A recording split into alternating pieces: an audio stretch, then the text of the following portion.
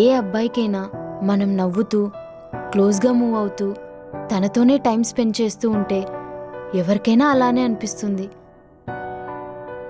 ఇప్పుడు నువ్వు అలానే ఉన్నావు.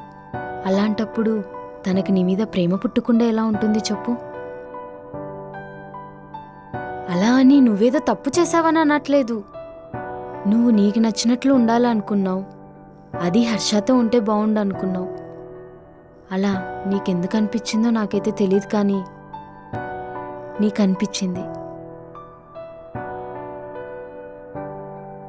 జోయా, నీకు హర్ష అంటే ఇష్టమా?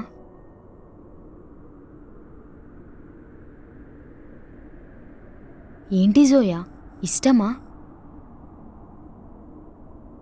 ఏం మాట్లాడట్లేదేంటి జోయా, చెప్పు.